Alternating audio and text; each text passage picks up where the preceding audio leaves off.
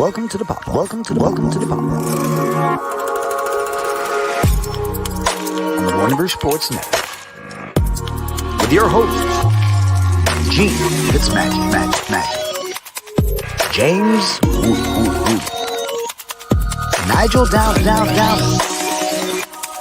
caleebpinkett. The pop-off.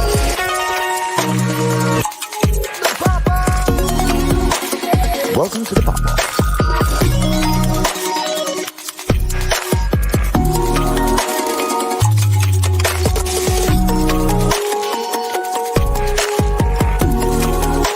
Welcome to the pop-off.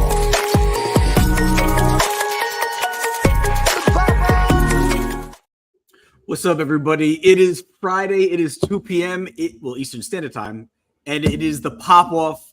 genefitzmagic, Nigel Downer, James Woody. No caleebpinkett today. He couldn't make it. Some stuff came up, but we'll miss him. And I was kind of looking forward to some of his takes today. But you know what? He'll be back next week, probably recapping some of his thoughts on round one, I'm sure. You know what?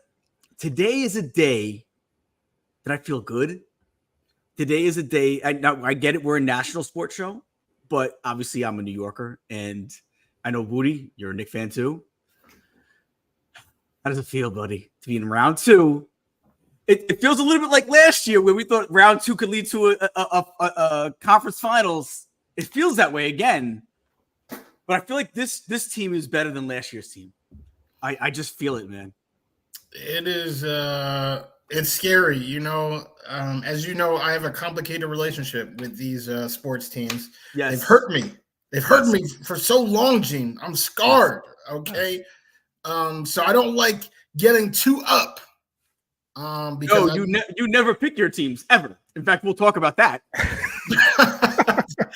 I mean, I pick them when I see them, right? But I wasn't seeing this. I don't try to get too high up because this team has a way of bringing me so far down. Okay, but I didn't get any sleep last night. I did not get any sleep. I mean, I might end up dozing off a little bit during it. I'm trying because I didn't get any sleep. I was hyped, screaming at the TV, screaming at everybody that had ears. My poor cat probably got the brunt of it because she didn't go away. Yes, what a series actually. It felt like a 7-game series. The games were just that tight. Like it was, and you know we had our chat going, our text group going last night. When Hart hits that three, that towards the end of the game, like it just felt good. Like it just felt like, all right, I feel like I'm in a safe place right now. Now I'll make mention. I did say Knicks in 7. You did. What do you said? You were wrong. You were wrong. Don't. I was wrong. I was half wrong. I was also half right. Nigel and Woody were pretty much completely wrong because you guys said Sixers, and that didn't happen. Yes. Well, Nigel was only half wrong because I believe he said Sixers in 6. I think you're correct. So that's also a half. I think I get a little smidge of a point because I picked the actual winner. I think I get a little smidge about that. I guess what we can both agree is that I am double wrong. I got the time frame wrong and the winner wrong. Yes, and we're gonna remind you that pretty much until the season's over for the Knicks. Fair enough. Well, Jonathan, he had it fully correct. Yes, right? sir. It is a good afternoon. A good afternoon indeed, Jonathan. We're gonna need you. We're gonna need you to tell us how you feel in a little bit when we talk about the future. Bring out that crystal ball. Yes, the Pacers are coming up. But before we get into that, let's talk about Nigel's hat. Okay. Listen, first of all, Sometimes I thought I'd zig on you guys today. You know what I mean? Usually I'm wearing a lid that's very common to the sports realm that we talk about. But Yes. today I came up with this local banger. I just got this one a couple weeks ago. Shout out to my boys at Anthem. I should say my folks at Anthem, because I'm sure there's all kinds of people that work behind the scenes. So my folks at Anthem, that is local, that is in Toronto, and they hooked me up with this. I had to buy it, but I feel like they hooked me up when I got it, so I was sick. Anyways, this one is called Scars. Check this out. I was like, listen, I got to celebrate the Leafs coming all the way back, tying up the series, going to 7 now tomorrow against Boston. I have a couple of Leafs hats, but we all know what's up. Leafs, it's just a Leafs hat. But I remember I had this bad boy. Look at that old school dude. And he's got even some pink scars on his face there. Look at that old-timey hockey player with the, old school leather gloves and whatnot. Nothing on the sides, just a nice little A, just a couple hockey sticks with a puck in it. You know what I mean? Can't get a focus for y'all. Sorry, kids. But you see what it is. There it is. You see what it is? That's it. Just a plain Jane, tone-on-tone New Era flag. And underneath, you got a gray UV, and you got the black guts there. This is one of my – it fits immaculately. Also, I say this with a little bit of anger because at 2 o'clock, there was a drop on Hat Club, and I missed it, and I tried to get those hats as we were prepping for the show, and they disappear. They're also hockey hats. I have a couple, but they were fitted, and I'm upset about it, but I'll figure it out. I'll be fine for the pod. I'll tell you what, that guy on the hat, he looks like, what is it, like 1940s kind of a vibe? Yeah, old school, way old school, yeah. He was probably racist, that guy. Yeah. That guy on the hat probably used the N-word once or twice. Just saying. Guys, look who's in the chat. Patty Puddles. Our former producer. Yes, Patty Puddles. What's up? What's up, Patty? Jigga, appreciate you. Thank you so much. Yeah. Just saying, that was the vibe back in the 40s, I think. For a lot of Damn it, Gene. No, I can't wear this hat without thinking that, man. Damn it. Well, you should have worn a Nick hat today. I'm going to be honest. I have one. Get me if I'm wrong. Did you expect a Nick hat? I expected I a did. Nick hat. I did. Like you said, you usually roll with the current times, but this is when you decide to zag. Yeah, man. Zag on the topic. I'll be straight up. I wore my Knicks hat all day yesterday. I appreciate that. I wore it all day. And then there's a bunch of people that, hey, man, you're a Knicks fan? I'm like, when they play the Sixers. You know what I mean? I wear it all day. If there's a breaking thing, I'll go get it and I'll show you guys. But yeah, I was repping Knicks all day yesterday, very proudly because of my boys. Well, I appreciate you repping the Knicks yesterday. I'm sure Woody does as well. Yeah, what do we feel like? Is this true? This update from Jonathan? Is this? It already happened. Wow. Yep, I'm getting it here on my phone. My phone's blowing up too. Yeah, happened this morning. It just happened now. All right, well then you know what? We were going to talk about that today. That's crazy because we were going to talk about if that was. Let's get into it right now. And instead of should he be, let's say should he have been fired? Yeah. Woody, what's your take on that, man? I was like Sami Zayn from the WWE. No. That's not a bad thing. I get it. I like Sami Zayn too. I think I could take him. Isn't he also Canadian? He's Canadian, right? He is Canadian. And I think he's also Muslim, if I remember correctly. I believe so. But anyway, so should Darvin Ham have been fired? I personally, let me just give my opinion out there first. Definitely. I personally believe that was too good of a roster. They were healthy this year. You needed to do better than you did. I personally believe he should have been. I don't think Darvin Ham is more than an assistant coach. I thought they should have went in another direction when they signed him. What's your take on it, Woody?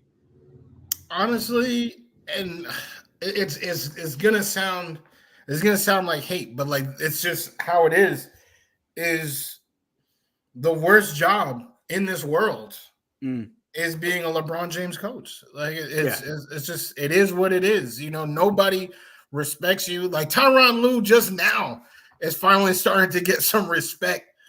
All these guys come in. And they all just get treated like bums, during their time as the LeBron James coach. How much authority do they actually have? Because, you don't get names like Le GM and Le head coach like for no reason. Like these are when there's smoke, there's fire. Yeah. So I feel like for anyone, it could be anyone. It could be Darvin Ham, Marvin Egg. It could be anybody. Come in here and hands are tied. Try to do your best. You have an extremely talented roster. That's never been the problem with the LeBron James team. He traveling from super team to super team, teaming up with that all-star in their prime. But the head coach, I mean, how can you actually try to, get people to buy in when you know that, it's really LeBron's team? And that's the issue. Phil Jackson was able to get Michael Jordan to buy in. Michael was not the GM. He was not the coach. He was a player just like everybody else. And for Phil's second run with Kobe and Shaq, it was the same thing. But LeBron has never had anybody with the cojones to put him in his place and be like, no, you are the player and nothing else. So Darvin Ham, he's just another victory. If anything, another victory. He's another victim. He is a victim of a serial head coach killer. He is the Jeffrey Dahmer of serial killers in the NBA. LeBron James has killed another one. Yeah. Yeah, I mean, you pretty much nailed it on the head. But because of that, though, should he have gotten a longer leash, though, Nigel? Because of that fact, should he have gotten a longer leash? Yeah, man, 100%. Listen, the guy, I feel for the guy. I second and third and fourth the motion, everything that Woody has put forward, because let's be real, 2 seasons, he went 90 and 74. What are you hating on the guy for? I mean, and a Western Conference championship. I was going to get to that. And on top of that, no, that's okay. But on top of that, you're right, though, man. And a Western Conference championship, it's like, and then there's rumors that he may have been fired last year if they didn't go that far to the Western Conference championship. It's like, guys, what are we talking about here, man? Again, this guy is being, he is collateral damage to what is LeBron speaking out and lashing out and just taking up space. I messaged you guys in the chat. I was like, LeBron cannot not take up space as soon as he loses. As soon as something goes foul, goes awry, he takes up space. And it's like, why though, bro? Like, I mean, you guys, we all knew that this was a very tough task for you. We knew that going into the playoffs was going to be a tough task for you. You knew that. But as soon as they get booted out, it's like, oh yeah, LeBron might stay to play with his son, or LeBron might, play with his son. His son's going to come. Like, it's just immediate information about him. And it is now, it didn't bother me as much last year. It kind of did, but this year it just really bothered me, man. So now we have another coach out of a job, and I quote, now you said this to Dave McMenamin of ESPN. He was like, it's extremely challenging. Everyone that's been in and out of the lineup being criticized for not having a consistent rotation when I don't have consistent, healthy bodies. Like, the guy nailed, yeah, man. And he said this before he was fired. It's like, of course. I feel for the guy. I don't think he's fired. I'm curious to see how they go forward and what kind of coach they pick and what kind of coach is down for the job. I don't know. It's kind of like what you guys were saying. Like, I don't know if there's a coach. Is there a coach out there that wants the job? So I'm going to say this. I'm going to say this too, just because this might add something to this conversation. We don't know if LeBron is going to come back or not, because I believe he can be a free agent, correct? He can opt out. He can opt out. So, I mean, that might be a factor. I mean, it's all hypotheticals, but I'm saying, because I can't think of a coach off the top of my head that would want to. I mean, Doc went to the Bucks midway through the season, man. That was weird. I don't know. Now I don't know. I don't know what anything is anymore. I mean, this guy could be racist on my hat. I don't know. I don't know anything. I don't know anything anymore. It's a crazy world right now. Yeah, it's crazy.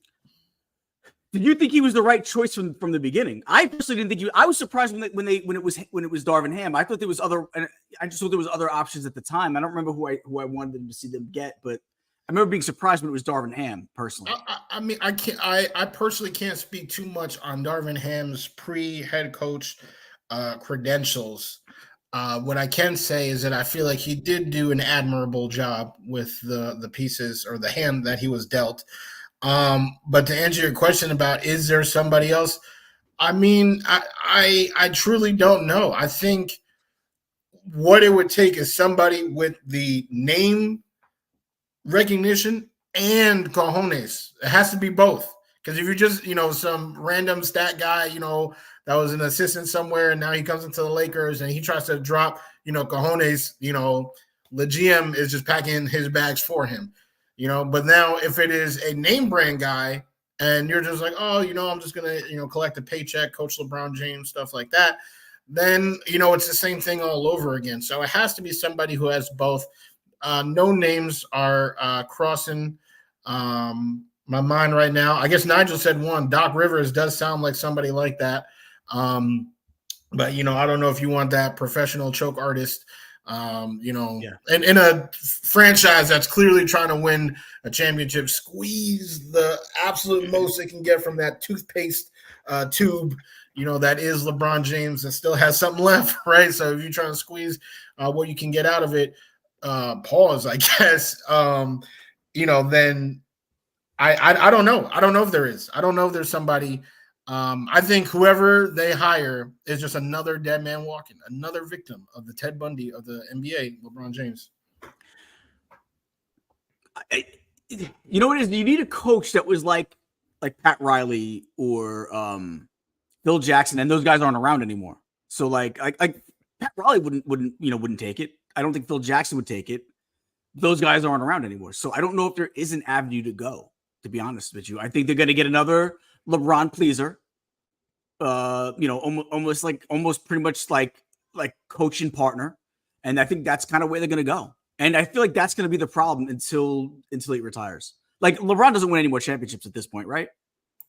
Hell no.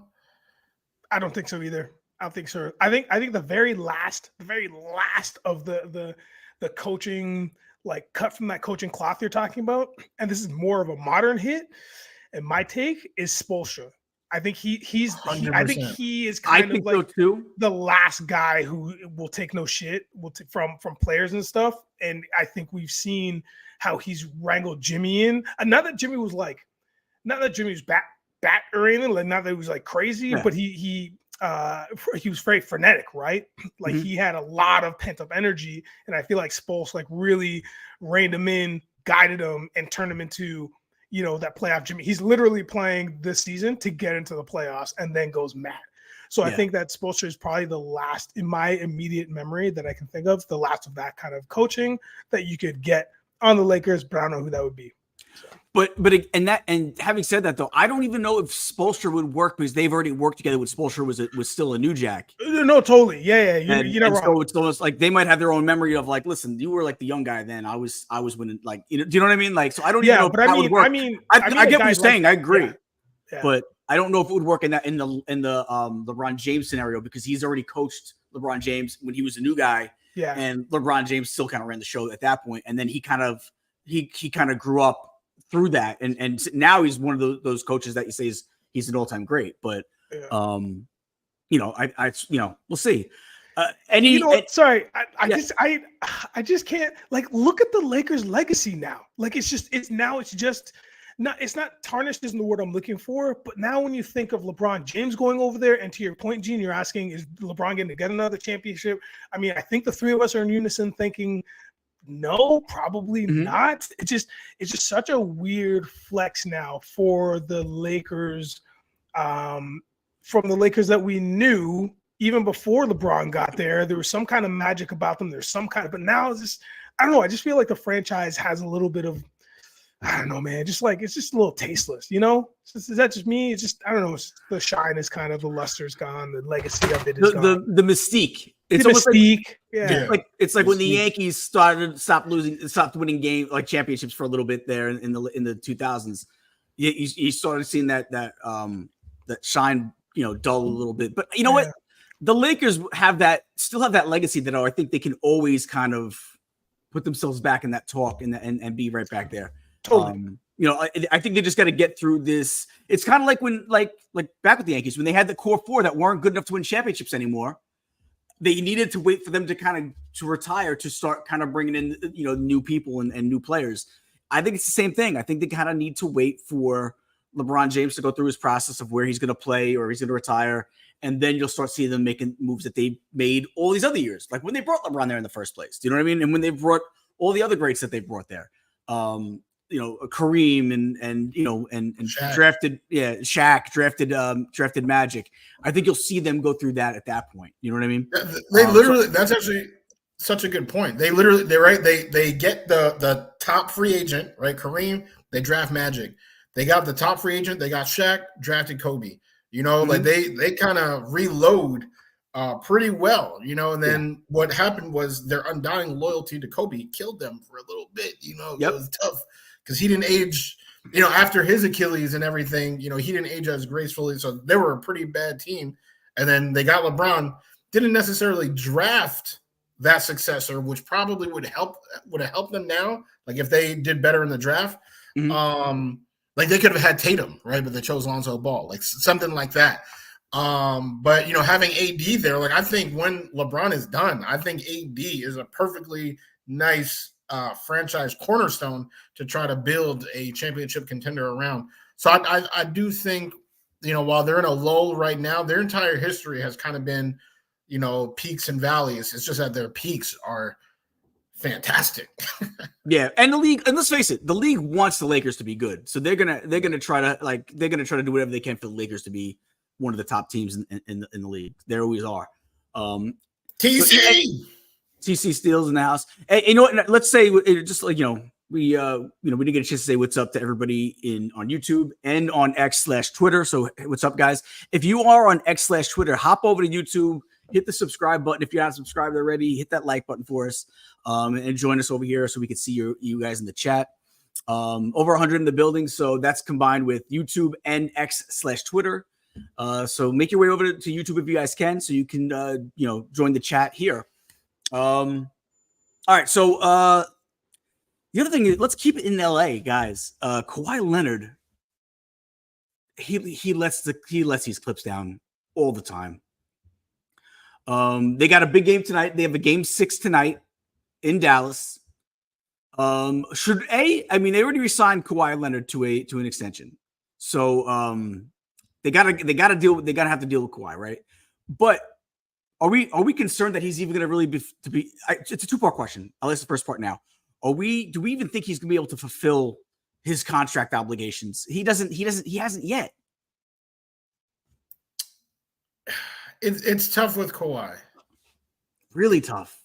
It's because here's the thing: when Kawhi plays, he's literally still like one of the best players in the league. That's why a lot of these guys who like for example Zion, right? And I love Zion. This is not like a bashing of Zion. I still am so mad that the Knicks ended up with the 3rd pick in that draft. Because you know why? Because why the league loves the Lakers, they hate the Knicks. That's why. Well, they Zion, like we still haven't really seen. We haven't seen it yet, so he almost seems more like a bust. But when Kawhi has played, I mean, this is one of the only guys in the history. I think he's the first guy in the history of the NBA to be a Finals MVP as an Eastern Conference champion and a Western Conference champion. This guy is no joke. He is one of the best to ever do it. But the boy's hamstrings are made of, bro. This is his tissue right here.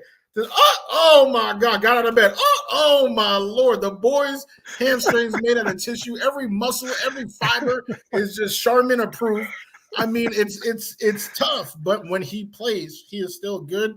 So unfortunately, I think that marriage, you gotta stick with him. Through sickness and in health. There's just a lot of sickness right now. I feel like it's been that way for a long time. Nigel, he was on your team. He won a championship with your team. Yeah. Give us your take on it. Listen, that you gave my take. I mean, we done won a championship with your boy. That's all I got. I mean, you know what? Here's the thing, man. For me, he's one of the very few players that I feel horrible for because we like him. How dare I say it? People like him, regardless of how face forward he is on socials, which is not at all, or how much he says, which is not at all. There's something about the guy that is really likable, and he plays hard, like Woody says. I mean, the guy is a stud all around, and he's that quiet assassin, man, every time. And he walks away with 25 plus points, 6 or 7 boards, same assists, 7 or 8 assists, and you're like, how can you? He's undeniable, that guy. But again, when you have a knee that is actually made of Jello, like just Jello mold, you know what I mean? It's like fruit bits in it. It's like it's you can't play the game the way that people are playing the game right now. You can't, and it sucks, and it's sad to see, man. Because I wish him and the Clippers could get their act together and make that run. I just want to see him do it one more time.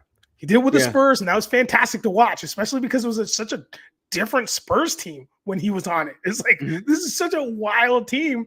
And then he comes to Toronto, Masai takes that bet, our trainers heal him up, he does the thing, leads us to the promised land. We had an amazing core at the time anyway, so he was just that extra piece we needed to get over the hurdle. And then it's just after that, he hasn't been the same, man. So for me, wish him all the best. I hope that it's not something that takes him out for any longer than the rest of this playoff, you know what I mean? Or this game for that matter, but this might be a long-term thing, man. I kind of feel like this is the way his career is going to go forever. That's my personal opinion. I don't think there's going to I don't think we'll all of a sudden have a time where, oh wow, he played 80 out of 82 games. I don't think that's ever going to happen. Agreed. And I'm not saying load management, let him take a game off here and there. I'm talking about extended stints on EIL. Yeah. Now if they lose tonight, first round exit against Dallas. Do we see some changes? Now I know Kawhi is going to be there because they've already signed him into an extension. Do we see some other changes to that roster? I'm praying to God that Paul George can wear a hat like this summer. Oh, if I can't even breathe. I just felt a heart palpitation as I finished that sentence. Who's better? Do you think Paul George is better than a healthy Julius Randle? Yes. Okay. I do. I would want them both, though. I would. That's not instead of Randle. I'm you have to give something up, though. Isn't Paul George a free agent? Oh, maybe he is. I don't know. Yeah, I think he's a free agent. So we just got to get the pitches in, right? And all that. So if they can all be there, right, that would be fantastic. But if you have to give a Randall, Jew, it's been great, man. Have fun over there. For the Clippers, I feel like they cannot stay as is. Their roster, they're a roster that's they would have been so great if this was 2016, right? Mm-hmm. Kawhi Leonard, Paul George, Russell Westbrook, James Harden, not necessarily in that order, but all of them were literally MVP type caliber players 10 years ago, 10 full years ago. So you can't just proceed with that core. And they don't have any young studs waiting in the wings. Like Norman Powell is not I mean, he's Bruce Brown, he's a nice role player to have, but so I feel like they do have to make some major changes after this season if they do lose tonight. And Paul George might be the first domino by just simply leaving the squad. What do you think, Naj? About do you think this change is made to the squad if they do lose tonight in Dallas? No. You think they keep? You think they keep him? You just say that, run it back. Yeah. Even I think the coach. So. Oh my gosh, yeah, and I hate that that's a narrative too. It's even the coach is yeah, man, because coaches get blamed for stuff that's not even their fault a lot of the times. We just talked about it with LeBron. I know. I think they got a fantastic coach. I don't think I wouldn't fire him, but you know what? People do crazy things when they exit early. But the thing is, for me, it's and a huge proponent of this person who pushes this agenda a lot is the standard of living. Shout out to Caleb, because he would always say sometimes it's just about living in LA. Sometimes it's about that lifestyle and not about the money, because you can go to you can go to a New Orleans, or you can go to a Minnesota team that's on the ups, or one player away, because you're but I'm in LA though. You know what I mean? So for me, I think everything stays, man. I think Bomber and the rest of the crew is just like, let's just try it again. Let me throw some more money at it. They got a new stadium coming. Let's just try it again. That's what I think. All right. Well, you know what? Let's stay on basketball. Let's talk a little bit about this next round, Knicks Pacers. Obviously, I'm assuming you guys are going to go Pacers just because you're Knick haters. Even though Woody pretends that he loves the Knicks, we know better. So Woody, where's Nigel going? I love the Knicks. I bleed blue. I think you bleed green, but I do bleed green. Actually, I do. But no, the Knicks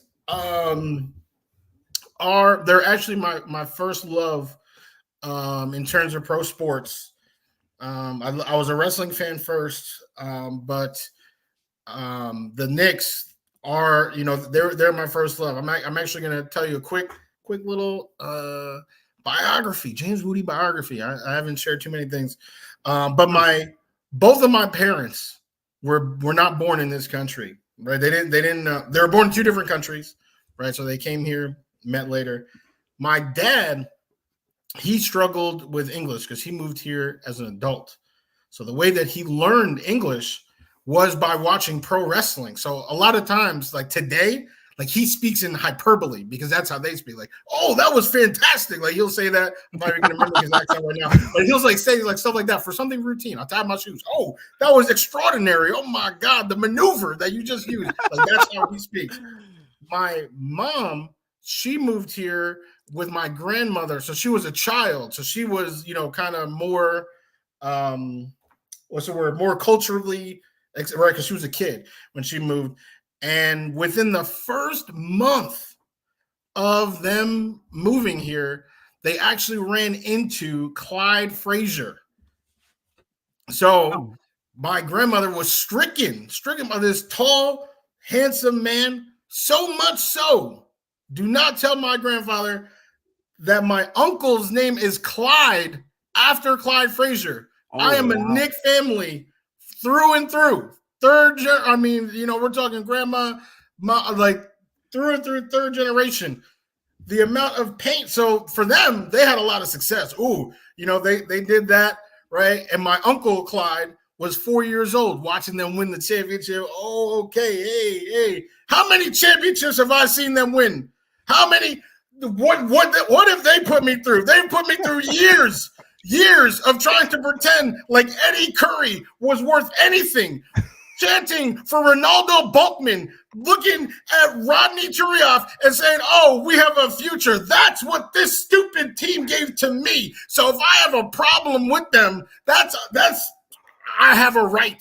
I have a right to do it because this stupid team has made me cheer for Alonzo Trier. Where the hell is Alonzo Trier right now? I'm popping off because this franchise has put me through so much shit that, hey, maybe I'm not the highest positive thinker about this team, but they did make me happy last night. They made me happy last night. Nigel got the hat on. I've been seeing red so much, and now I'm starting to see clearly. I see that Nigel has the hat on right now. Will they win against the Pacers this series? Well, let me talk about that. The last time the Knicks won 50 games in a series, they were second seed in the East. They won a heated battle in the first round. And I was like, oh, feeling good. Mellow. Woo, let's go. They had the Pacers in the second round. I was like, oh, that's barbecue chicken, baby. They lost in 5 games because that's what the Knicks do to me. That's what they do. So, wait a second. The exact same scenario, 50 games, second seed, heated battle in the first round, facing the Pacers, barbecue chicken. Give me the Pacers in 6. Pacers in 6. Wow. I hope it's just a luck thing because I get it. Nigel, you had you had a hat change. Can we get some info on this new hat? Why everything simmers down a little bit? Absolutely, you can. I will try and shift gears so the smoke can clear. This is your classic New York Knicks logo right here. Look at that beauty. That's from the 90s, I believe, correct? Yes, Look at sir. that. But then on that beige, though, are you kidding me? That orange does indeed pop off. Boom. And then you got the old school Knicks logo with Knicks inside the basketball. This, my friends, is a snapback. Shout out to Mitchell and Ness. I don't wear a lot of snapbacks, so you know, it is what it is. Obviously, they don't got a flag on the side because it's Mitchell and Ness. Nice inside. Look at that blue, that Knicks blue, that Knickerbocker blue right there. And you got the black guts. Boom. I love this hat though, man. Oh, and you got you got the top, right? You got the button, the blue button, the blue holes there. Listen, Hootie, I just like you sound like every child of my generation who has supported the Toronto Maple Leafs, because it has been like decades since I think even their parents may not have seen them win a chip. I think their parents might have been kids when they saw them win a championship last. I think we might be now. I shouldn't say we. I don't even like hockey. I think the Maple Leafs might be one of the, or is the longest franchise now going from trophy to trophy, winning Lord Stanley's. Wow. I think they are now. Yeah, I think they are now the top in sports. We'll have to fact check that. But I digress. Let's get into what's happening.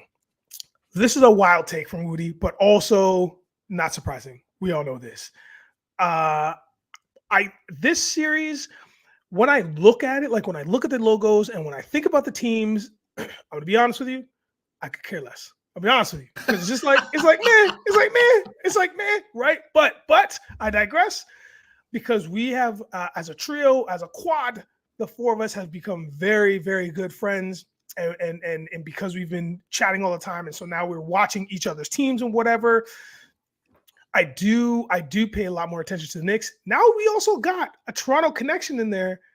You got OG versus Spicy. So I mean, now I have a little bit more investment in this series, right? Yeah. So for me, it's about I love the Knicks offense, but I love the Pacers defense. Because I think that's how it goes. Because I don't think the Knicks have like great defense. I think they're okay. See, I kind of feel the opposite. I think is it the opposite? I think you might have flipped that around. Did I do it the wrong way? I kind of like personally, everyone has their opinion, but I kind of personally like I feel like I like their defense better on the Knicks. They have a little bit, I feel like they have a little bit more of a methodical offense. Yeah, I think the Pacers have a little bit more of a high-paced offense. That's my opinion on it. Yes, you're 100% right. I did flip that because I do know when you added Spicy, it just made everybody elevate their game. Like the Pacers offense was already good, but he elevated the. Yes, you're correct. So Pacers offense, Knicks defense. I think it. I hate to say it, man. I think I'm with Woody though. I think it's going to be the Pacers that are going to finish out. I think it'll be the Pacers that finish out.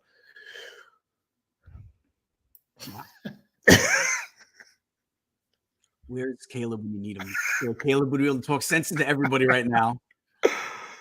Is it sense or is it just extreme New York bias that you about to hit us with? Knicks in 7. Knicks in 7. The distance, Knicks in 7. We're going back to the Eastern Conference Finals for the first time since I don't remember the last time. What was 99. it? Was it the year we went to the finals against the Spurs? Yeah, 99. That's how bad they've been. That's how much they've made me suffer. Is the entire 21st century. Yes. I mean, even the Jets made it to the AFC Championship. Alonzo Trier had a couple of good games, at least. He did. Yeah. I almost bought a jersey. Thank God. There was a point where you're like, this kid had something. There was a point. Come on, be honest. No. I agree. I don't even know where he is right now. He's on a milk carton right now. I have no idea where he is. And that's how messed up the Knicks are. I'm in a padded cell talking about Alonzo Trier. Yeah, I think he's good. I think he has a future. Like, that's how badly they've treated me. Listen, and you know what? Before we're talking Pacers a little bit, but I did forget. I skipped over. I did want to mention.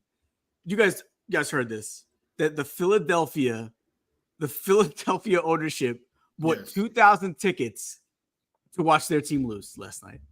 To keep the Knicks fans out of the building because the last time they were in Philly, they were in the walkway chanting "fuck Embiid."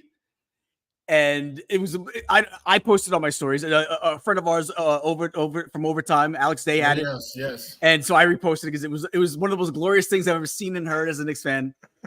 Fuck Embiid in Philly. Knicks fans took it over. So what do they do this time? In Game 6, they decided let's buy, let's face it, it's a bitch move. Is it not? It's a bitch move. Buying all the tickets so Knicks fans can't get in the building. It's a little bit of a bitch move. It is. It is. And then what did we do anyway? When Hart hits that clutch dagger 3 at the end of the game? I mean, listen, yeah, the move was very suspect.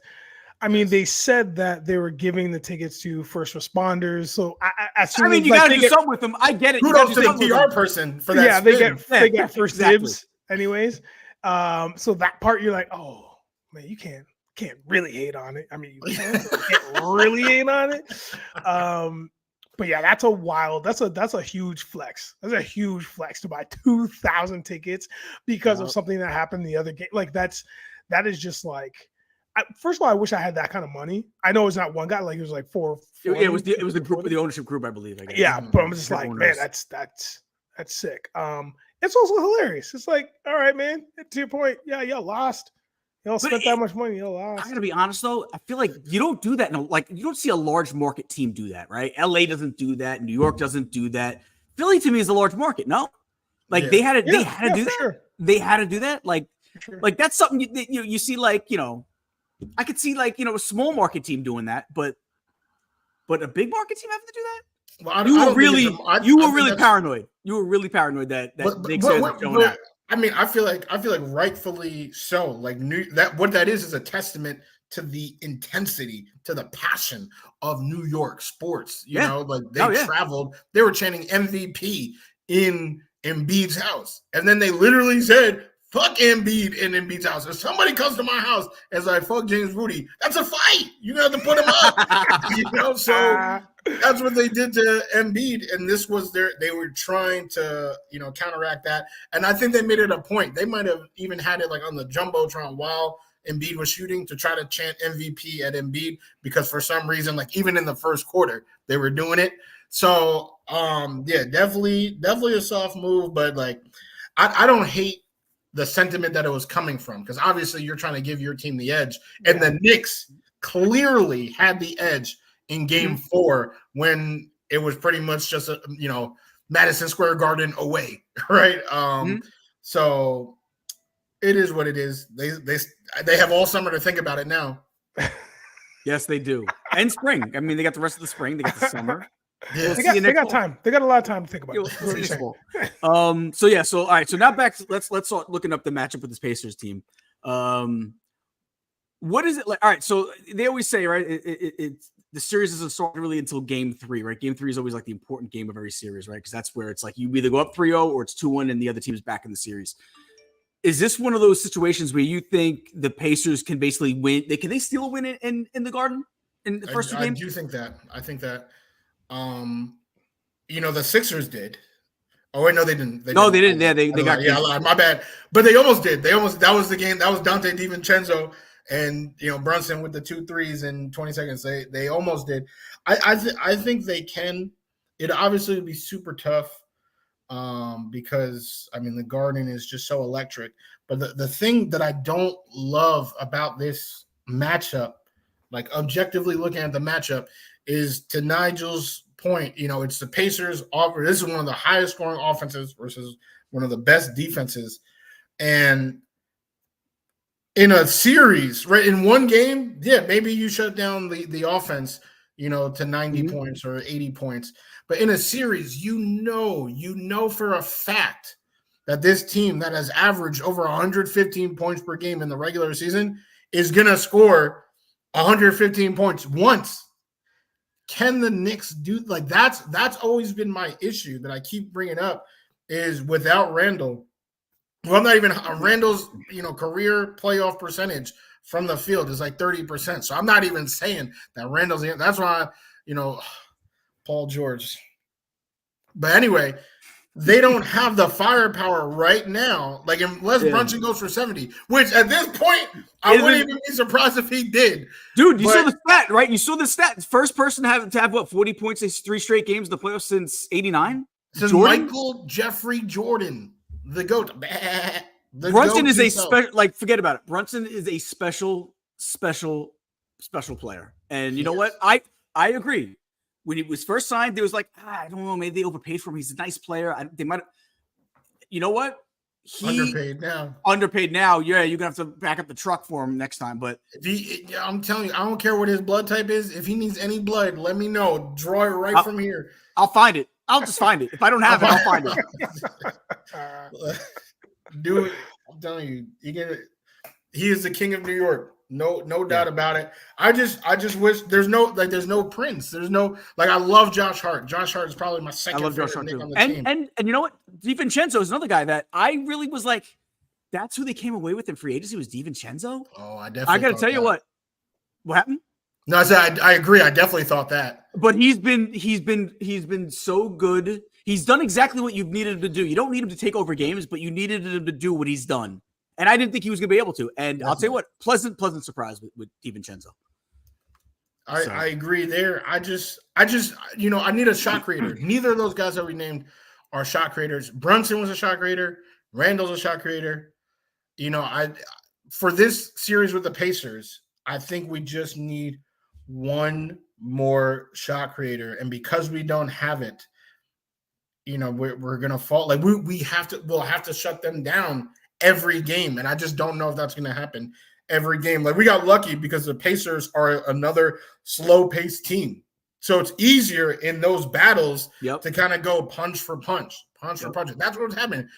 Kelly Oubre would hit a 3, and then Dante would hit a 3, and then Kyle Lowry would hit a 3, and then Josh Hart is hitting a 3. Like it was a nice little paced battle. But with Halliburton just running up and down, getting 13 assists, all this stuff, can we run over? I do not see that happening. I think they will get outrun, and I don't think the offense will be able to keep up with theirs for a full series. I'm going to go to Nigel for a minute because I'm getting odds of that. I'm going to say some number. Yeah, go ahead. Say what you're going to say, but after that, answer this question for me. Yeah. For the Knicks to win, they need to shut down who? Is it Spicy? Is it Halliburton? Is it Obi? Like who? For the Knicks to win, they need to shut down who? So say what you're going to say before, but then give me that answer when you're done. I will, sure. I'm going to say it now because what's fresh on the top of my head. I feel like it's Halliburton. I feel like Spicy, he did a lot of new things when he got there. He just had a little bit more freedom, obviously different offense, different system. Mm-hmm. So we did see another version of him, not like hugely different. But we also have seen teams shut him down very easily. Like it's been a very weird like night and day for him. I feel like because at first when he was there, he was scoring like crazy. It was wild. But then he came back down to earth. So I feel like it's those guys that are tried and true, kind of consistent that that are stars and studs on the team. And I really think it's like Halliburton. I think it's him coming to fruition again and really wanting to take a hold of the game. Now he's like a quiet storm, that kid, but I mean he gets the job done. And he's the leader. He's a point guard, so he's going to be the floor general and he's going to set everything up. And we've seen what happens when you have like a Murray on the Nuggets or like a good floor general. It's like you don't pay attention to them. Or if they are running their offense, they're gonna pop off and just like start raining threes, start driving and creating double teams, and you're kind of lost, right? So I think it starts with Halliburton as it would for me. I'm just trying to think of Spicy as as a secondary, but Halliburton for sure I would say is the number one. The things I was gonna say that like take it or leave it. This is also a weird series in the fact that these teams are almost neck and neck other than matchup predictors and other things that are kind of going to do this math only because it's like, yes, what a Project Nerd HQ, because it's like they played 3 times in the regular season. Pacers won 2 of those, but they were it was weird because they were within 10, 15 points ish. One of the games was within 3 or 4. So it's like they each have each other's number when they travel to. It doesn't matter where they're playing. You know what I mean? It's not like they have home advantage either way. So knowing that, and then knowing that it's a lot of players are kind of mirror images of each other. I don't know, man. It's a tough one. It really is. It really is. And I think you're right. I think it is going to go. If it's not 6, it'll go 7. No problem. Yeah, this will be a good series. You know, real quick, I just want to say shout out to Hector. His wife was on. She's an actress, and she was on Law and Order. So shout out to Project Nerdy too. Congratulations! Congrats. Yeah, congratulations, guys, or Hector. So all right, so Woody, I give the same question to you. For the Knicks to win, they need to stop who? I'm actually gonna go with Siakam as the answer because I think he is the most explosive. Like we saw just in the past series against the Bucks. I mean, dude was out here scoring. He was scoring like 36, 35. Like Halliburton, he's not going to be like Maxey, right? Maxey, honestly, I feel like Maxey ascended to a different level during this past series. I think he's a star now. Yeah. Yes, for sure. I'm not expecting to see that from Halliburton. I think he might light up the assist, which to Nigel's point, like you probably want to maintain that, right? You don't want him getting everybody involved and just getting the team hot. But I think if you can make Siakam, right? If you can make Pascal Siakam look like Pedro Pascal out there on the court, then they don't have anybody else that can really, like, Hallie is not going for 40. I don't care what anybody says. He is not going for 40. Miles Turner is really good, and I would be afraid of Miles Turner if Isaiah Hartenstein and Mitchell Robinson didn't exist. Because I was so proud of what they did with Embiid. You can look at Embiid's numbers and be like, why are you proud? He had 51 games. He had 30 this, 30 that.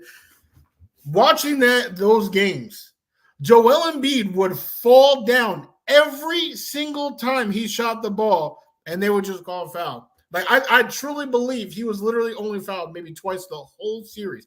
He is initiating contact, hooking his arm around the Knicks players, and shooting 15 foul shots a game. Take away those foul shots, and he has point totals of like 18, 4, 12.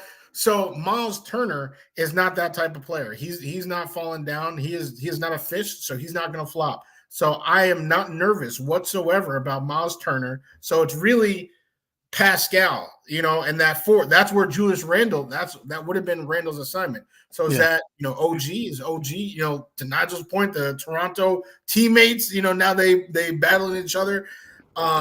Will they be able to maintain that matchup? If they can, then I'm not even gonna. It could actually be a sweep. I will say that, like, the Knicks can sweep if Pascal is looking like Pedro Pascal out there. But I do think that he will do enough, and that I won't keep saying the same thing over and over. But I think that is the matchup.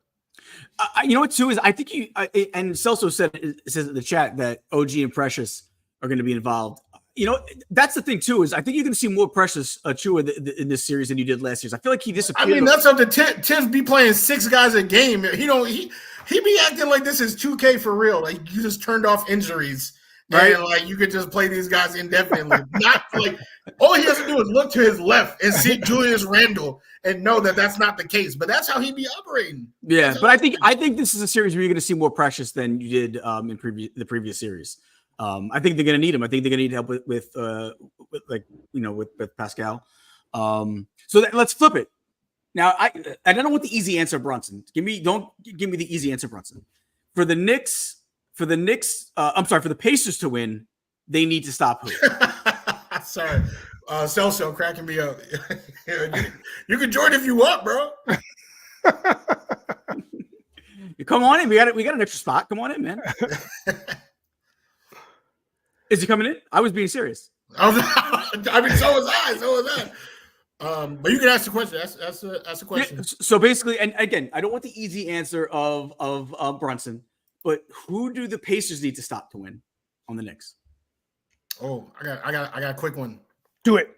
Josh Hart. Get him off the boards. If I'm Rick Carlisle, get this man off the boards. Get him up. Miles. You better box this man out. Forget about your matchup. Forget about box this short man, this 6'4" freak of nature. Get him away from the rim. He's only 6'4", Hart? I believe so. I thought he was taller than that. But he played like he's 7'4", and that's why he's one of my favorite Knicks. He's my second favorite Knick behind Brunson. I love his heart, no pun intended. Because that's such a facility. You know, he gets that rebound off the rim, and he's gone. Yep. And he's gone. And whoever's running with him, it could be Brunson, Dante, what's his name? Deuce, right? They run in the corner. That's an easy three every time. I mean, Josh Hart, doesn't matter how many points he has. He's almost a lock. You know, I've been on FanDuel.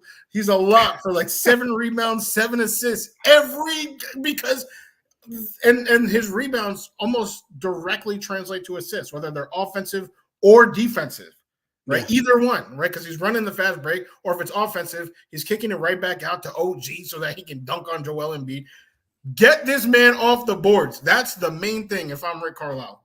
Please get him out the paint. I don't want to see him in the paint.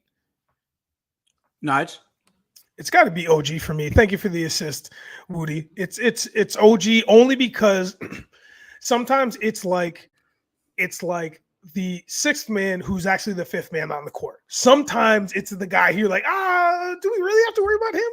Because I've seen what OG can do in the playoffs, and he just needs to just like hit a body or get a little frustrated. He just needs a little push.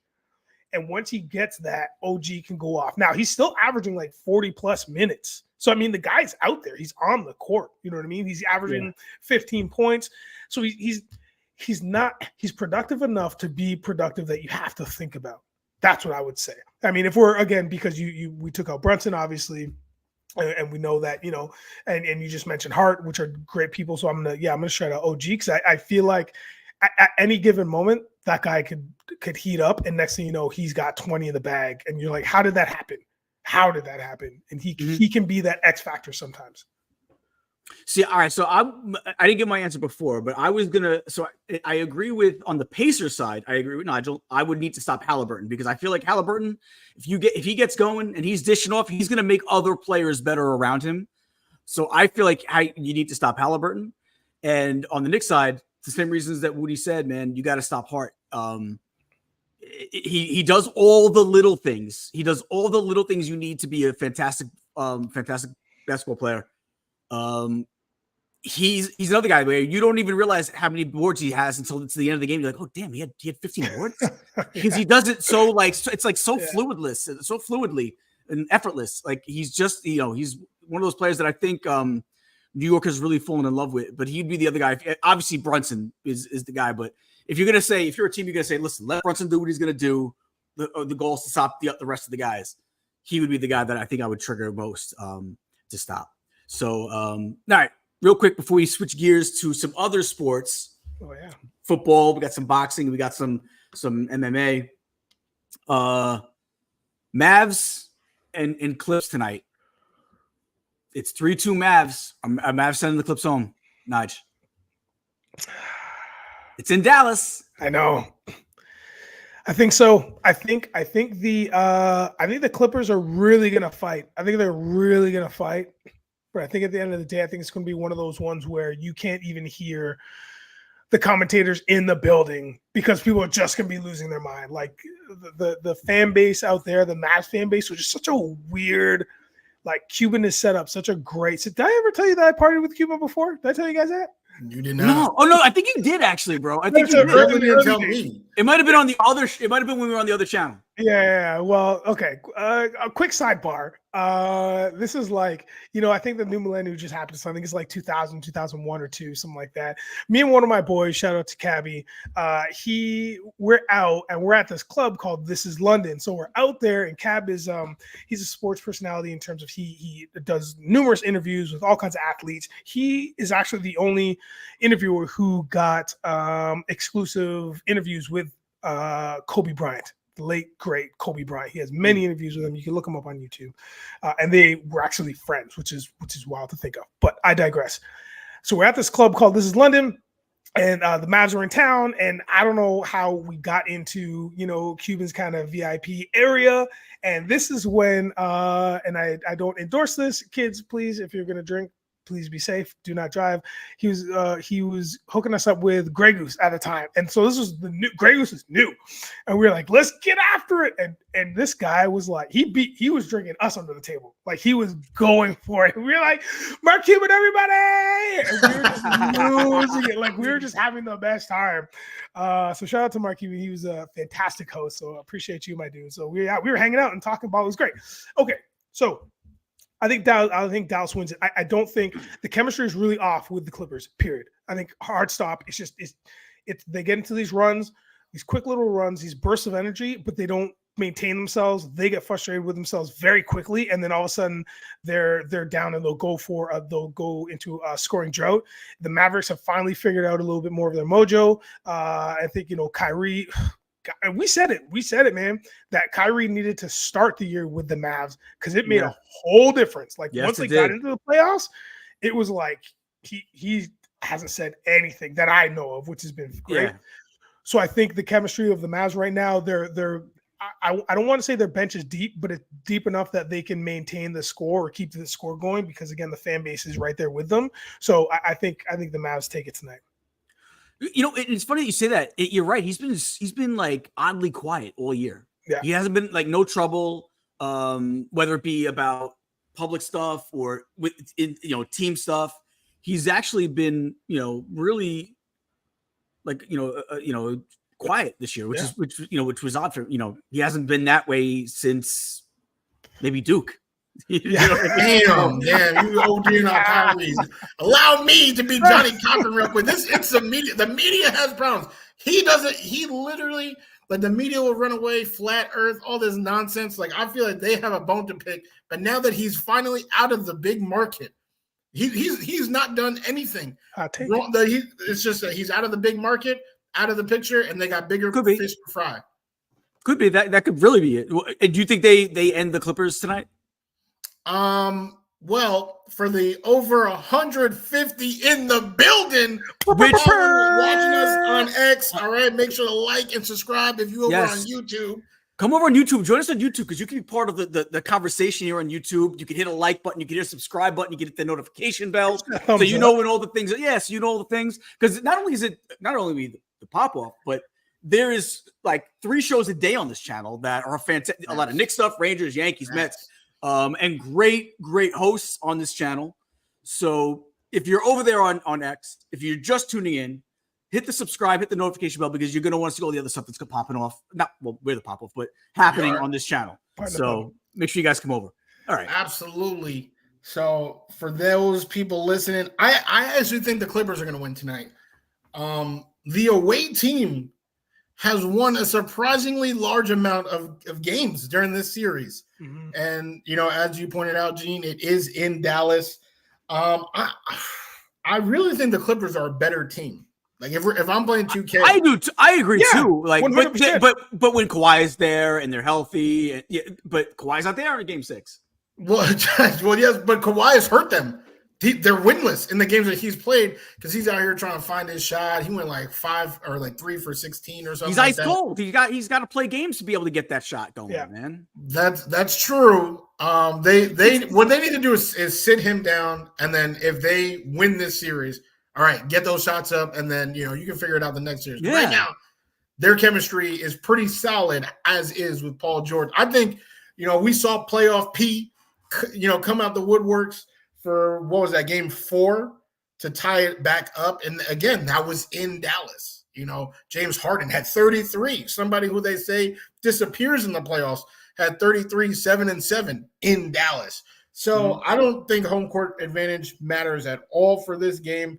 I think this is just some of the better players of this generation with their backs against the wall. And I mean, obviously, you know, Harden's never won a championship. Paul George never won a championship.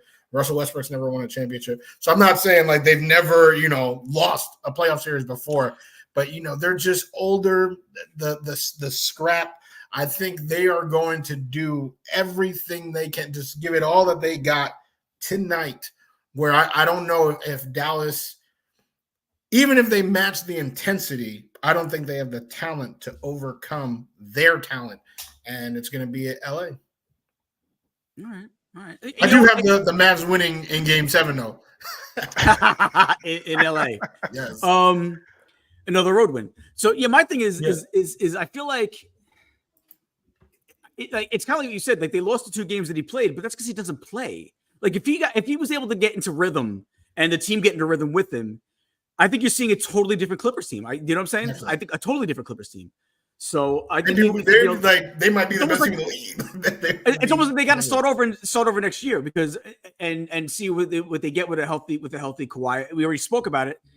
What are the odds of that happening? Who knows? It doesn't sound good. It's almost like this, guys. I could beat Sean O'Malley. All right. I think this is coming. Okay. No, but I could beat it. But I haven't been in the octagon, bro, in like a year and a half. I gotta get some fights in.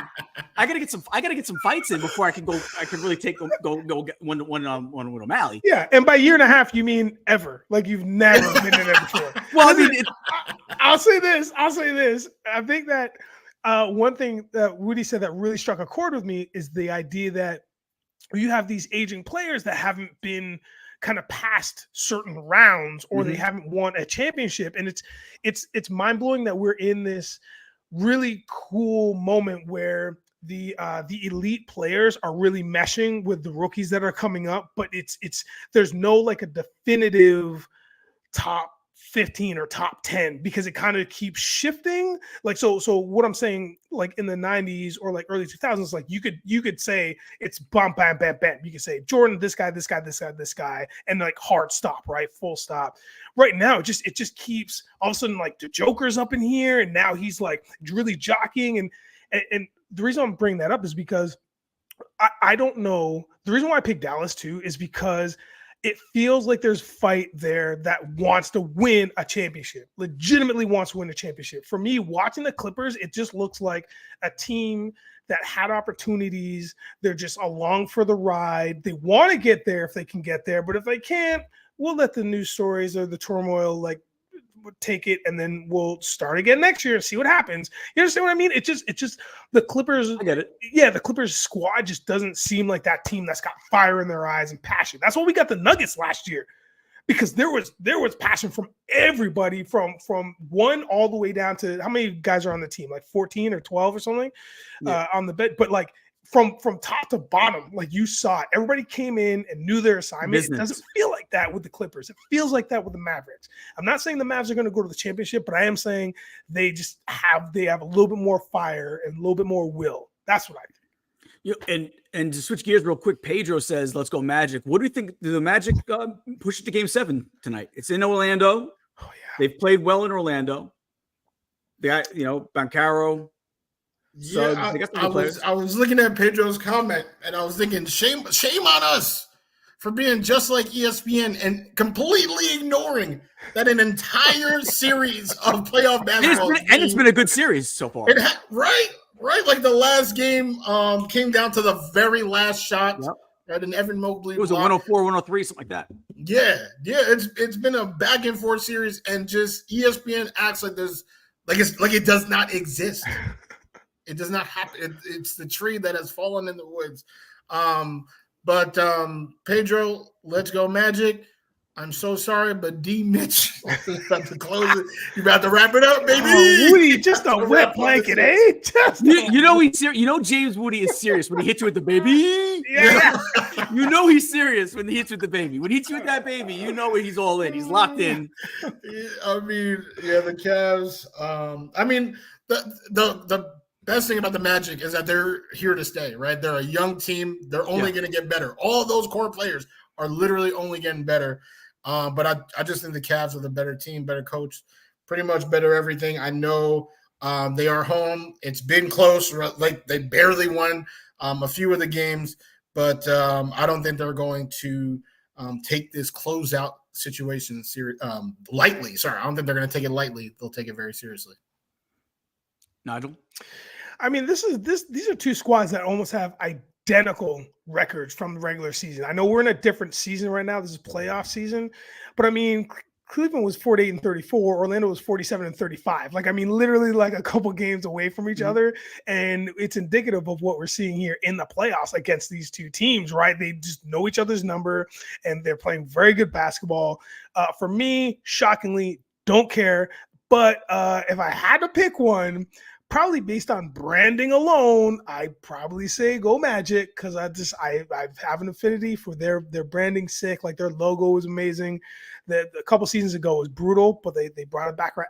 Everybody just took the old one and modernized it. That's what everybody's done, because they knew that what the old school, the retro-y, which is retro now, designs of teams, those are the ones that people love.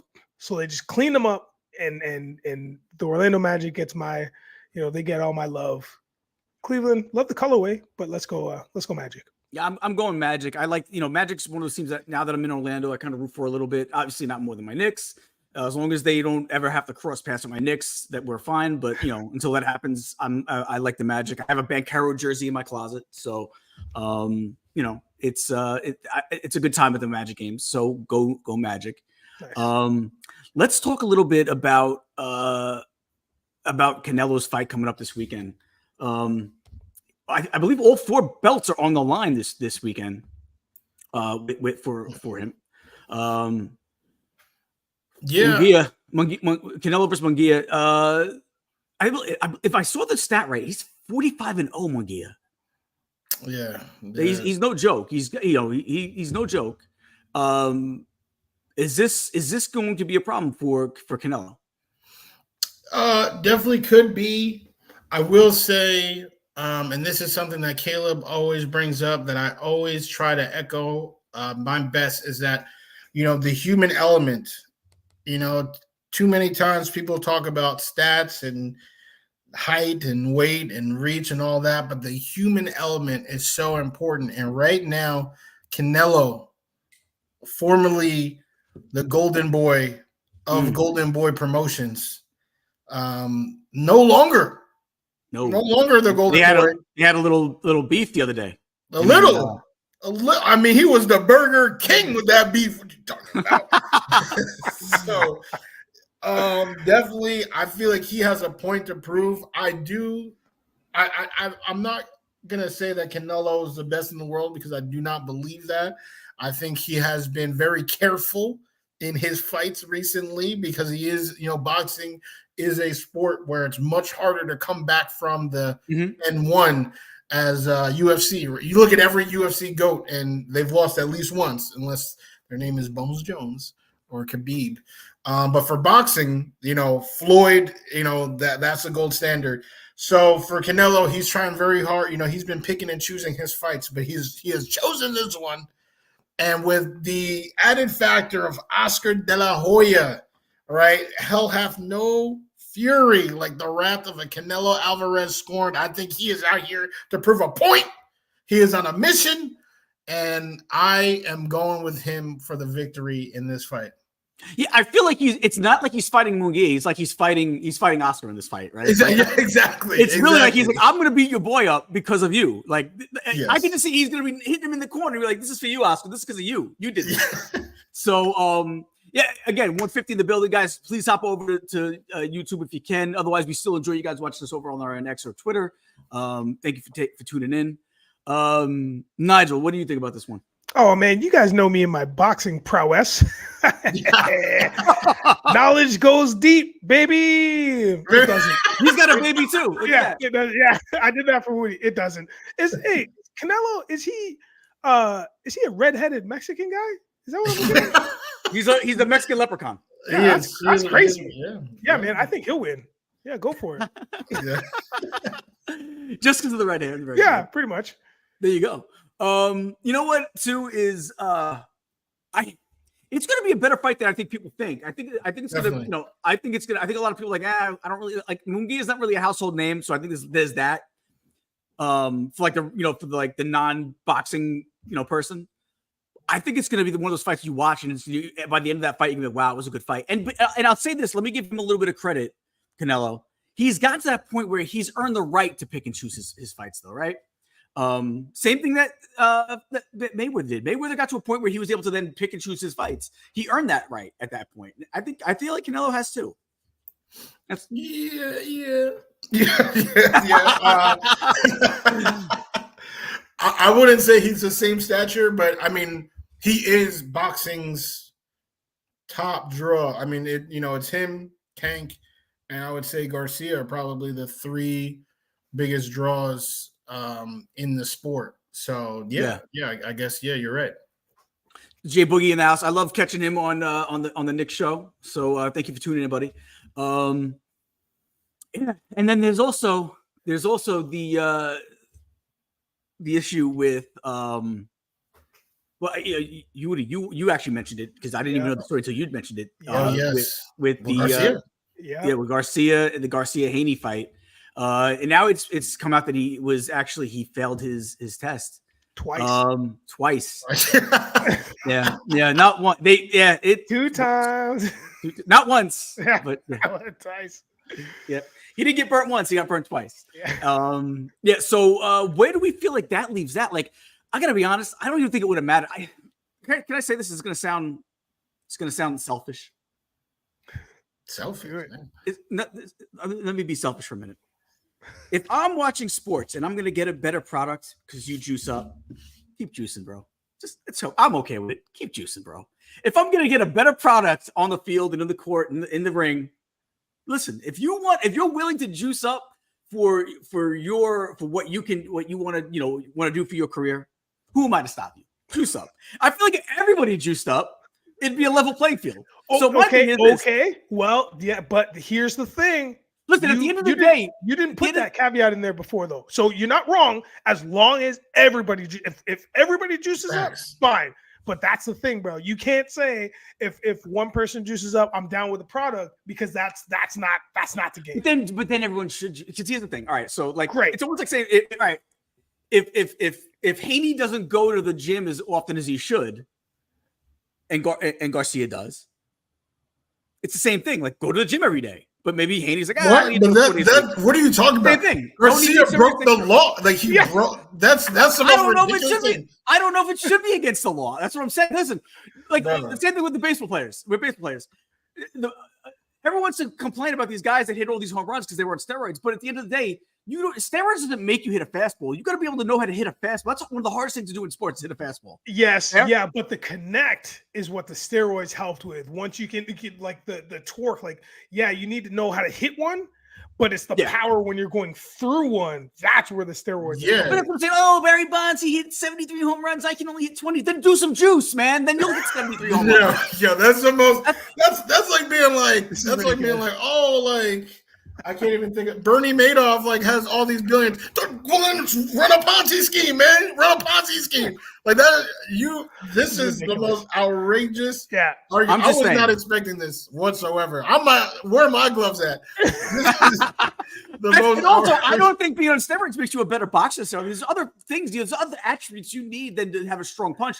Every boxer already has a strong punch. Yeah, but again, but it's stronger when you connect because of the steroids. That's the thing. You're not wrong in any of these ideas, except for the fact when it comes to the contact in any of these sports, you are now stronger and have a better ability to do it. You're still going to be sick at. I can still connect with Eugene. I can still connect. No, I know, but you got to be able to move and stuff. I don't think the steroids help you better be quicker and move better. You know what I'm saying? You're still going to block. Yeah, maybe Haney gets dropped 0 times. He is getting hit harder by someone who came in overweight. Do you think already? By 3 pounds. It was 3 pounds? What do you mean? They have weight classes for a reason. I know, but 3 pounds, you can look. You're overweight. I feel like if it's long as it's under 5, you could look the other way. Yeah, this is my lord. My lord. Woody, can you talk to your friend? Can you please talk to your friend right now? I mean, right now, I don't think he friend. doesn't. I'm just saying, if it's a bad product, juice away, my friends. But it wasn't a bad product. Like it was a good fight still. It was an illegal fight. First, so when wait, should Haney have juiced up? Is what you're saying? No, I'm saying that entire result should be thrown out. That shouldn't count. It shouldn't count as a win. Haney had the choice of not going through with the fight. As soon as Garcia was overweight, right? That's Haney's choice. Haney was a warrior and was like, you know what? I don't even care. I've done all this prep. He's 3 pounds overweight. Yeah, let's do it. Only 3 pounds. No, but see, in fighting, I don't know if you know this, right? You have to make the weight, right? The day or 2 days before. Like, yeah. And then you gain all this weight back. If you don't go all the way back, it's easier to put on like the 10, 15 pounds that these guys put on in those 48 hours before. So it's that head start of 3 pounds is actually an exponential advantage because now it's easier for him to gain 15 or 20 pounds while Haney is trying to gain 10. So that becomes a much larger gap. Add that and steroids. Like I feel like Haney needs a statue for not getting knocked out. Like, what do you mean? Here's the deal. But here's the thing: Haney could have did it too. If he's not willing to put the risk at all, like as these other athletes are, then maybe he shouldn't be in the sport at all. But why would he? When the rule book says not to. What do you mean these other athletes? Who else is doing it? Canelo made weight. Munguia made weight. Floyd has never missed weight in his life. Like that's. I'm talking about all sports. I'm McGuire and Bonds and Clemens. Just saying. This is Jonte Porter. Like what are you talking about right now? Just recently, Jonte Porter got. I think Garcia should be ashamed. Conor McGregor came out and said that he thinks that he should have a lifetime ban. Wow. For boxing. That's how. And that's a guy that looks like he might have done something too with that road rage, with that roid rage he has. Like I'm not saying he's done them, but like he's got some rage in him.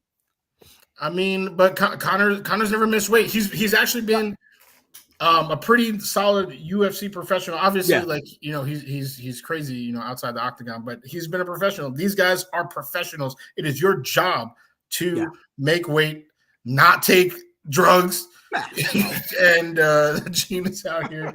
I don't even know what he's doing right now, but he should definitely be ashamed. I'm not saying lifetime ban. I think that's a little harsh, but I don't think Haney, and that's the unfortunate thing for Haney. Haney took a chance, right? He was, the bigger man and was like, you know what, we're still going to do it anyway.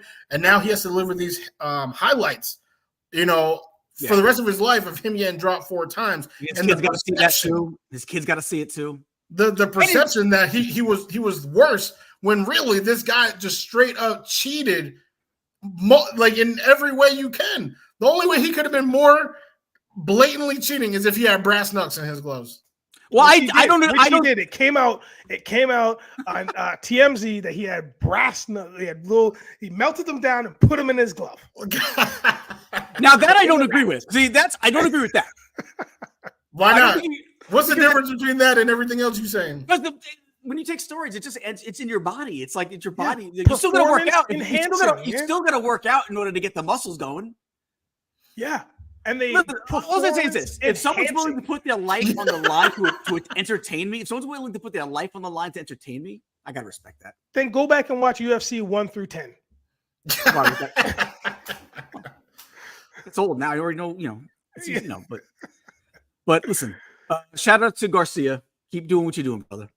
Haney, I'm sorry, like you said. Now I'm sorry your kids got to watch you getting knocked out, but maybe you should have thought about doing some juice on your own, and that wouldn't happen. We'll see. Evil. That's just Gene talking, y'all. That's just Gene. That's literally just Gene.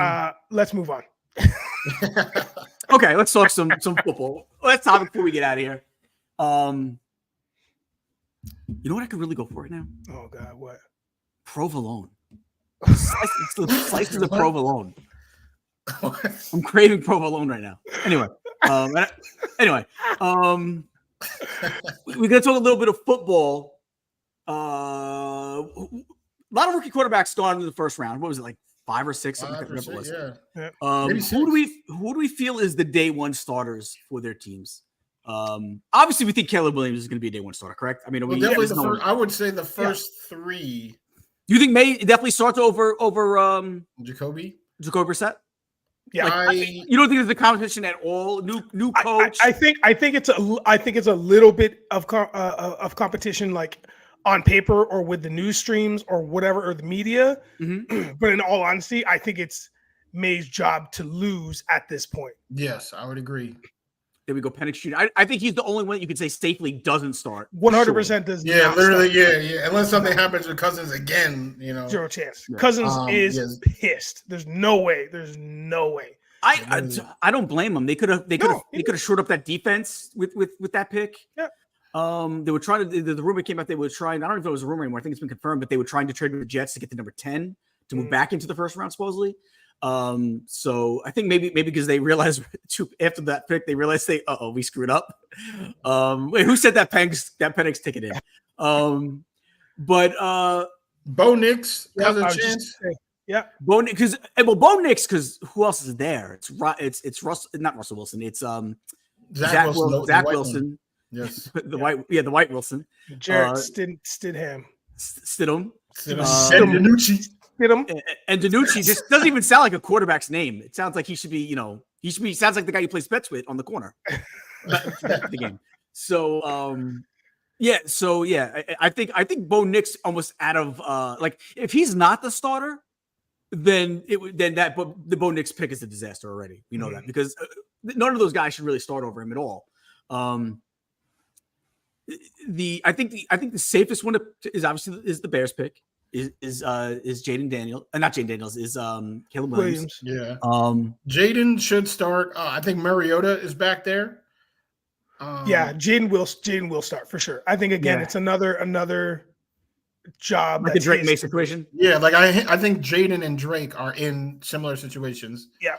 And then I would say Bo Nix and JJ McCarthy are both going against the last two New York Jet draft picks, right? So JJ versus Sam Darnold, the almighty, and then Bo Nix versus Zach Wilson. Both of them have a chance to start. I do think Bo could can win out the job because I think Zach has a lot of horrific tendencies that Sean Payton is a no-nonsense type guy. And I think, if he doesn't have the patience to deal with it, it's just, hey, Bo, you're a clean slate. You're a piece of moldable clay. We're going to mold you how we want you.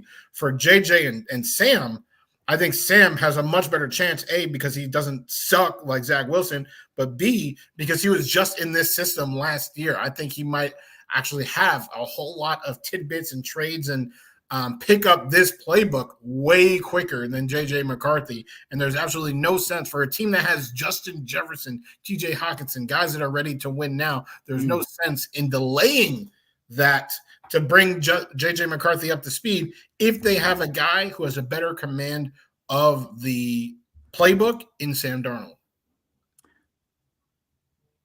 Is Zach Wilson's mom still hot? Maybe. I hate to answer this question. Did she age out? But I can confirm that yes. Yes, she's she still is. hot. God bless. Anyway, it's only been 3 years, Gene. I know it feels like forever. Can I tell you something? It feels like it was like 20 years actually, though, doesn't it? It feels like forever ago. Is it too early for me to make my comeback player of the year award winner and MVP award winner? Is it Sam Darnold? It's Sam Darnold this year. Sam Darnold was leading the Vikings to the playoffs over Aaron Rodgers, like the actual Jets quarterback. You're gonna. You put me in a tight spot now. What's happening right now? Yeah, for real. I don't think JJ starts it there. I think they're going to be happy. I think Darnold plays well enough that next offseason, they're like, all right, we got to. It's going to be like, all right, do we start JJ or do we start Sam? And there'll be a real competition next offseason, next preseason, not the one coming up, the one after that. I think Sam Darnold is going to play well enough. You said it yourself. Look at all these weapons. He's in a good offense. All the weapons, decent offensive line. I think Sam Darnold can hold his own with this team. This is an argument / conversation you're having with yourself, right? Not one of us has like put up any kind of defense or offense for Is it because you agree? It's not that. That's for sure. What is this? I'm looking. I missed. I missed the private chat, guys. I'm sorry. But yeah. No, like I said, I think Darnold can win the job. I obviously will be rooting for him. I don't think he is at all in the conversation for comeback player of the year or MVP. Yeah, you're right. I didn't even think. Yeah, you're right. He doesn't even have to play. He doesn't even have to be amazing this year, and he'll probably get it. Rodgers. Yeah, that's probably true. I mean, just the way he went down. Yeah. And his name value. Yeah. I mean, if Flacco can win it off the couch, then oh my god, yeah exactly. So, yeah. But anyway, so give me your number one pick to not play this year and your number one pick to play this year, Woody, and then we'll go Nigel. Well, I feel like that's like super obvious to be like Caleb and Penix. So I'll go with the least likely to start that will still start, and the least likely to sit that will still sit. And I will go JJ and Bo. So Bo to start over Zach and JJ to sit under Sam. I agree. I got the same ones. Now let me ask you this though. Do you think Bo is starting from day one? Like game one, he's in there, or you think it's one of the things Zach might play like 2 or 3 games and then? No, I think he is starting week 1. Okay, Nige. Yeah. Sorry, I think I cleared my throat. My mic was still on. Yeah, I think this. I think the same, to be honest with you, because it just doesn't. Everything else just kind of checks out. I think it'll be the same. Yeah. All right. Yeah, I mean, I think those are the 2 obvious ones. So guys, that's gonna do it for us this week. So make sure you guys tune in next week. Well, Caleb will hopefully be back with us next week. I know he's got a lot of stuff going on with Cobra Kai. Cobra Kai is going to be coming out very soon. We're excited for that. The final season. Yeah. But it's not going to be the end. Yeah, and it's not going to be the end of the universe because they have other shows in the line that's going to come up. So make sure you guys stay tuned on Netflix to that. We also may have some changes to the show, which me and Woody kind of talked about a little bit last week. We're going to talk about it a little. We have a little meeting, a little powwow after this show to talk about it a little bit. We'll hopefully be adding in someone for like a weekly segment by football season for all you sports bettors. So stay tuned. We got some good things coming to the show. And like I said, if you haven't already subscribed to the channel and you're on X or Twitter right now, get over here so you can subscribe here, so you can hit the notification bell. We appreciate wherever you guys watch from. We really do. But we like you guys to be part of the chat, and we can actually discuss things with you. And you can argue with me and argue with Woody and argue with Nigel and tell us. Just argue with you. Just argue with you. I'll say the same thing. Was it the steroids thing?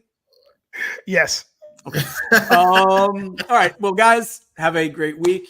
For Woody, for Nigel, for myself, for our producer Celso. We're out. Peace. Have a good weekend, guys. Laters.